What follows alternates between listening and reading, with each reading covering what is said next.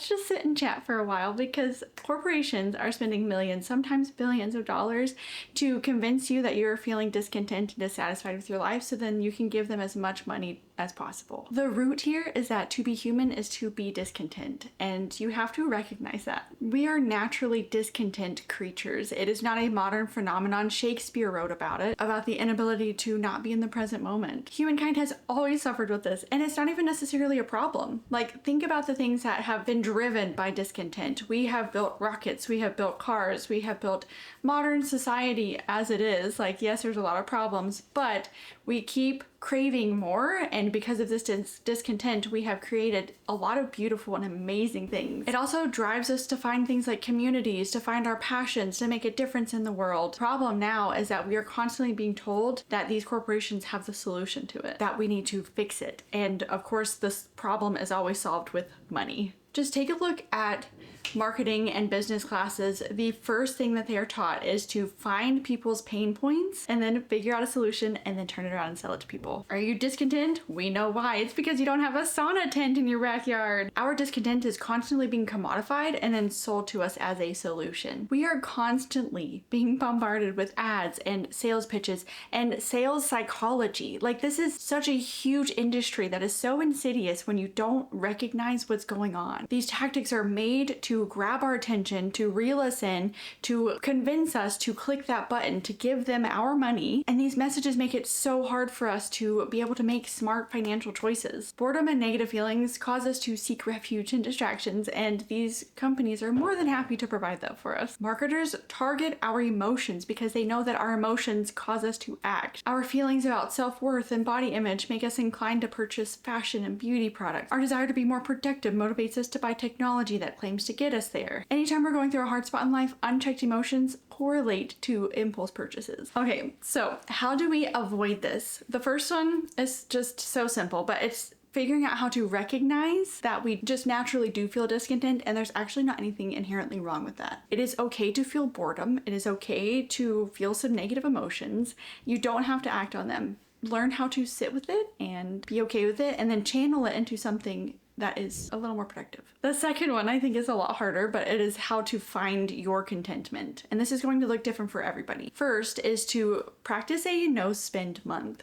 This is going to be tricky for a lot of people, and honestly, I recommend it for everybody, no matter who you are, what you're doing, where you're at in life. So you set your own rules, but basically you want to buy nothing that is not a strict need. Think of it as like a cleansing fast. It is mainly and purely just to recalibrate your sense of need, because a lot of us have very skewed ideas of needs versus wants. We do not need a new coat every single year. Like, yes, you need a coat for the winter. You don't need a new one, the most fashionable one, every single year. You don't need a new pair of boots every single year. You don't need the latest phone. You don't need the latest laptop. You don't need a lot of subscriptions. Like, if you really truly stop and think about it, the things that you truly need to stay alive, those are your needs. Paying your bills to keep the house over your head, to stay warm, to buy food, to buy gas to drive you to your job, like, those are needs. Next tip is to curate your social media feeds. I'm assuming since you're on YouTube that you are engaged with some sort of social media. Honestly, it is very problematic, and I recognize this. I am at war all the time with like wanting to delete everything and wanting to try to be a voice of reason on here. But really and truly, if you're following a bunch of fashion influencers or makeup influencers, I know plenty of friends that have just had to completely unfollow all of them, because all it does is make you want more and more and more. And if you need to, just log out of it for a month and see what happens. Like, the world doesn't stop when you don't check everybody's stories every single day, when you're not catching up on TikToks every single night. There's a full life to be lived, and it's not on your phone. Follow more de-influencing accounts and happiness accounts, and just ones that are like trying to share the message of what happiness really comes from, instead of making you crave more things, making you wish that you had a different life. Like, that's not it anymore. Next is a very big one. It is to practice gratitude. You can journal if you like. It's just all about reframing how you think about things. So looking around your house, sure, it might not be your dream home. Like, for example, we live in a tiny basement. We are renting somebody's basement. It's small. It's not at all to my fancy, but I think about how warm it is.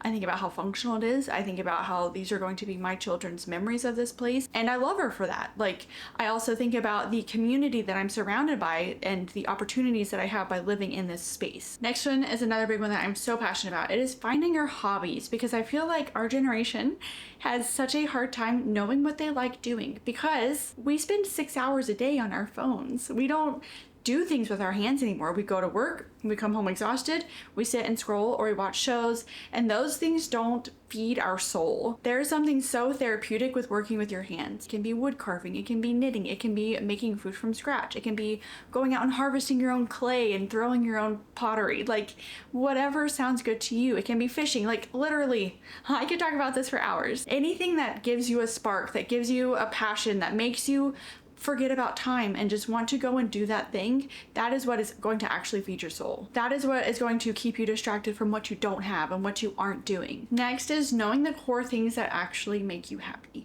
So when we feel discontent, we are very quick to try to fill that hole, fill that scratchy, yucky feeling with buying something, with the thin veiled promise of that object will fix our life. So now that we all recognize this, what are things that actually make us happy as human beings? Things like talking to loved ones, getting outside in nature, creating things, pursuing your passions, moving your body, eating good food, reading a good book, being open to new ideas and experiences, treating yourself and others with kindness and compassion, feeling like your life is full of purpose and meaning, even if that meaning and purpose is simply to breathe air and to exist and witness the world. I don't want this to be misconstrued, because there's also been a big push in our generation that we have to find our one thing, like our one passion that is going to change the world, and that means just everything to us. Like, for a lot of people, that doesn't actually exist, but it's the little sparks of joy. Chase after those, build on those, and see what happens. That is the bulk of my thoughts that I had jotted down in my notes. I